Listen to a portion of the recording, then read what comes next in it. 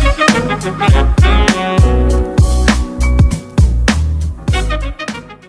there guys, welcome back to the channel. Today I want to start a new series called Deck Building Staples, where I'll pick certain areas or categories within deck building and cover all the cards in it that I can that are staples or things you should consider or try using in deck building. It's more of a list for reference in the future for any time you put a deck together you think, oh, what part's gonna go here, what part's gonna go here. I know plenty of other YouTubers have done this or similar things, but I want to do it for myself, put my own bit of twist on it, and it's a bit of my own sanity check, because when I'm deck building, I forget cards all the time. So first up are mana rocks, that's what we're doing today. These are the big mana blowout cards here, often easy to cast and give you lots of mana back. Sol Ring is a staple in the format, at 1 mana it gives you 2 back. Threat Dynamo, often cast off the back of a Sol Ring, is only 4 generic, but it gives you 3 generic for anything. Really good, it gets you turns ahead where you shouldn't be. Similar with Guild Lotus, at 5 mana it gives us 3 of any one colour. Great for your monocolor decks, big ramp decks, or if you've got cards that are really hard to cast that are triple of one colour in their cost. Next up is Mana Vault. At 1 mana it gives you 3 generic back. That's pretty broken, but it doesn't untap unless you pay 4 on the untap steps, and if it is tapped, you take 1 damage, but that's still worth it for most players. And it's often thrown into artifact builds where they untap everything anyway to avoid that paying 4. So next up, Mana Crypt. 0 mana artifact that gives you 2 back. There's a reason why it's only 150 bucks. But the trade-off is, at the beginning of upkeep, flip a coin. If you lose the flip, you get bolted in the face. But the gamble of having free mana like that is worth it to most players. And in Commander, you got 40 life, you've got a bit to play with. So Basalt, Monolith, and Grim Monolith are fine artifacts on their own. They both tap for 3 generic, and you can pay 3 and or 4 to untap them. But they don't untap on your untap step. That's the trade-off. But if you put them with things like Power Artifact here, you can pretty much net infinite mana. You can make the ability of untapping them cheaper, where you actually net mana. Or you just put them in a normal artifact build, where you untap all your artifacts with everything else. So our first cycle is the Medallion cycle. Originally from Tempest, there's 5 different ones, 1 for each color, and your spells of X color cost 1 less to cast. This works for everything. Your commander, instant sorcery, planeswalkers, whatever, as long as it's in that color, even multicolor cards. Now all of these are about $5 to $10 each, except for the black and blue ones. Now you notice that's a bit of a theme, where any mana rock in black or blue tends to be a bit more expensive because those 2 colors don't ramp really well. Now, the Medallions did get a reprint in Commander 2014, if you'd rather a new artwork design, a new border. Similar thing here, the diamonds. 5 diamonds, 1 for each color, originally from Mirage, and they tap for 1 color, the chosen color. Really cool old style artwork, and these 2 were printed in Commander 2014 with updated border and artwork. Again, they're all about $1 or 2, except for the black and blue one, which are a little higher. Next up are the Talismans. Now these were printed in Mirrodin. They are 2 mana artifacts that you can tap for 1 generic, or tap for 1 or 2 colors, but you take 1 damage. Now, of course, the Talisman of Progress and Talisman of Dominance are more expensive because they're referring to blue and black, but they do see quite a bit of modern play. Now, recently, the cycle was finished in Modern Horizons. Now we have all 10 here, so all 10 guild pairings. These are great for deck building. They are good ramp. They give you options. Do you want generic? Do you need the color? Will you take the damage? They give you a bit of options there. They are pretty much just a version of Painlands. They tap for the generic, or they tap for 1 or 2 colors at the cost of life. So if you really need that mana fixing, they're a great option, and they're pretty budget. Now to the signets. Now there's 10 signets all up, of course 1 for each guild pairing, and they were printed in 3 lots during the original Ravnica set, 1 for each third of the set. So you had Dissension, Guild Pact, and then you had Ravnica City of the Guilds. They are great, they're budget, they've been printed multiple times, not in complete sets, but in enough supplemental products that there's no value to them, but they're great for mana fixing. Though the trade-off you're going to make is, do you run Signets or Talismans? Because they're both 2 mana to cast, but the Signet requires 1 mana to filter out to both colors at the same time, or a Talisman you either get generic or 1 of the colors. The trade-off against the Signet is you have to have mana to feed into it first for it to work, but it's up to you. The infamous Cluestone cycle from Dragon's Maze. They're honestly not that bad, but because they were printed into oblivion and the set was so small as it is, it kind of put a bad taste in people's mouth. These are 3 mana artifacts that can tap for 1 of your guild colors, and they have pay 1 of each guild color, sacrifice, draw a card. They're not the worst thing in the world, but just the history to them, bit of bad stigma. Now we had something similar printed in the new Ravnica sets called Lockets. They're also 3 mana, they tap for 1 of your 2 guild colors, but they have pay 4 mana hybridized, sacrifice it, draw 2 cards. Now I guess the call you're going to make is they're very similar cards, both 3 mana, both tap for the same colors, but you can pay 2 to sack, draw 1 card, or pay 4, sack, draw 2 cards. I think the Lockets are better because in most decks, if you're trying to draw cards by sacrificing mana rocks, you're mid to late game anyway, so you probably have the mana to do it, and you'd rather draw 2 cards late game than 1. Now the Keyrunes are also from Ravnica. Again, you'll see Ravnica is quite generous for our mana rocks. They're all 3 mana artifacts that can tap again for one of your 2 guild colors, but they've all got the ability of paying both the guild colors, animating the Keyrune into a creature with keywords or abilities. And they're not bad, I think they're quite underrated. The Zorius one becomes a 2/2 flyer, Boros becomes a 1/1 double striker, which in an equipment or anthem based deck can become a huge threat on its own. Dimir makes a 2/2 unblockable, which might be enough to get damage through. Golgari is one of my favourite. You can make a 2/2 Death Toucher, and most people are going to forget about it. So you can hide a Death Touch creature on your board very easily. They attack you, animate it, block it, trade out pretty easy. Gruul makes a 3/2 Trampler, Simic makes a 2/3 blocker with Hexproof, pretty decent. Izzet makes a 2/1 that can loot on hit. Orzhov makes a 1/4 with Lifelink. Now if you need Lifelink to start an engine going or something in a commander deck, great option there. Rakdos makes a 3/1 with First Strike, a huge beater right there. And Selesnya makes a big fat 3/3. Now with them, it's pay 2 to animate it. It can still tap for mana too, so in most cases you can pay the 2 mana, block something, tap for mana, and you've only spent 1 mana to animate a creature, really. We had something similar from cards called Dragon Monuments.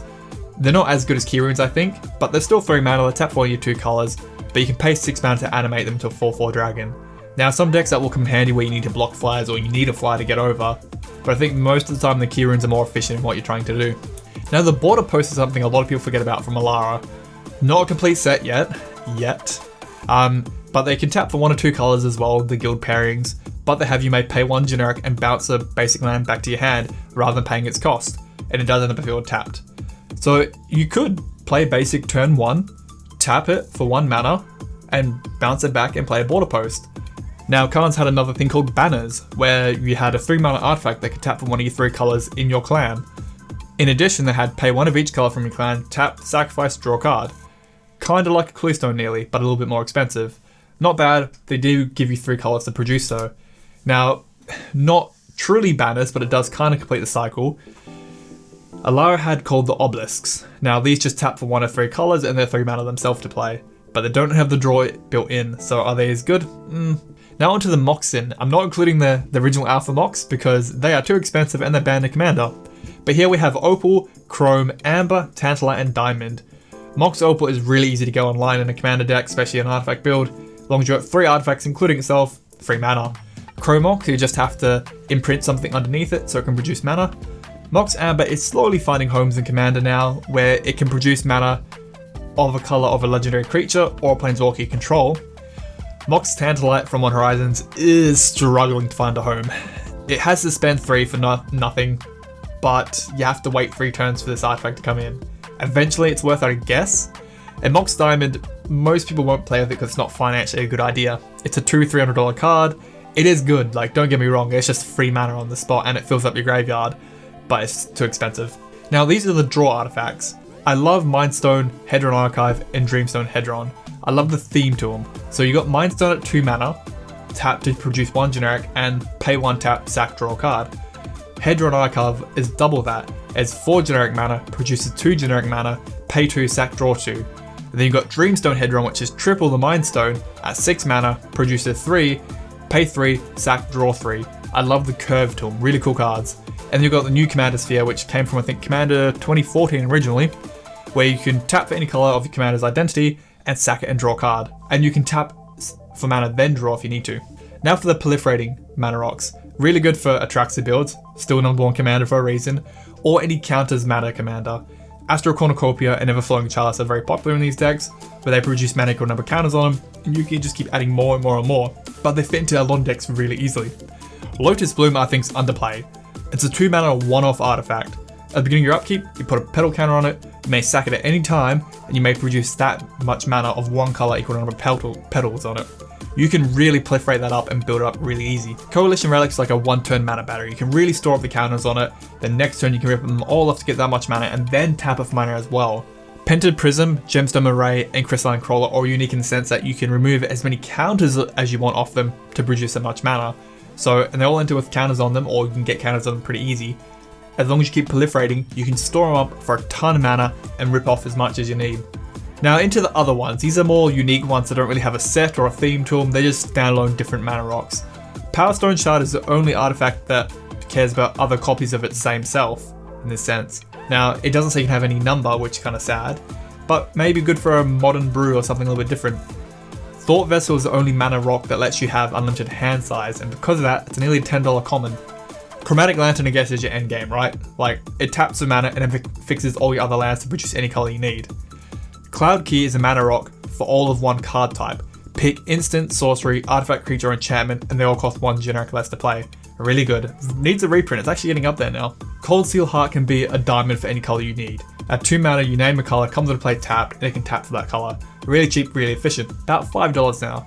Felwar Stone can produce any color that your opponent's lands can produce, and if they have a land that can produce all 5 colors, like by paying 1 life, so can you. Pillar of Origins can be a tribal land for any creature type.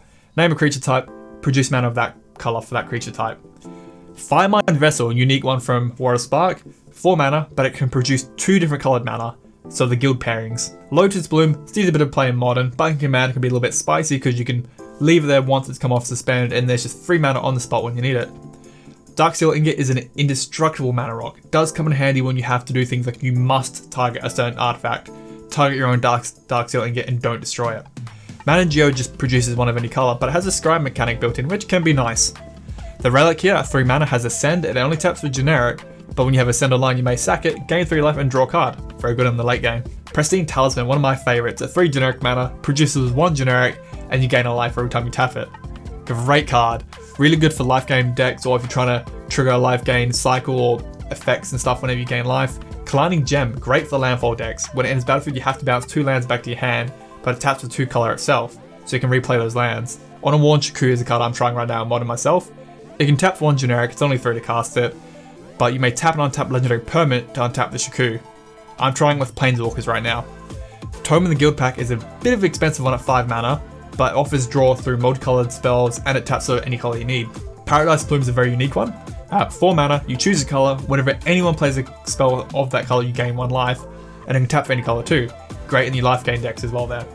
Magnifying Glass is unique in the sense it can keep investigating, you can keep making clue tokens. Those clue tokens offer draw in the later game, plus it can tap for generic mana.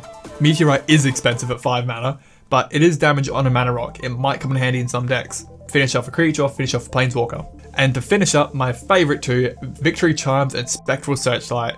Both at 3 mana, but very unique in the sense you can give other people mana. Now both of these are used for political reasons. You can often help people cast spells, or oh you need some mana there, let me give you some if you do X, Y or Z for me, or don't do this. I love adding a bit of politics into my commander decks, they're great for that reason. Now I haven't covered every mana rock in Magic, there are hundreds out there, but the ones I've picked today are the better options. There are a lot of bad mana rocks out there, but these ones I feel are great for deck building. Some seem a little more clunky, but they're fun, they're budget, they do work. So let me know what you guys are using for your decks. Are there any cycles of mana rocks I've missed that you think are worthy? Like, are they viable to use? There are some that are just pure downgrades from here, so I haven't included them. But yeah, let me know your thoughts, guys, and what category would you like to see next for deck building staples? I'm thinking counter spells next, because I do like a bit of blue in my life. Alright, let me know your thoughts, guys, and have a good one. Catch us. Alrighty, it's that time of the video where we can do a bit of a shameless plug. So thank you for watching, guys. If you enjoyed it, please sub and like. It really does help the channel's analytics out a lot. Maybe consider joining me on my other social platforms, where you can talk about anything and everything Magic related. And special thank you to our patrons. They make the channel what it is. These guys are the building blocks for Mana Down Under. They support the channel in many ways. And if you'd be interested in supporting the channel, links are down below and at the end of the video. Thank you, guys.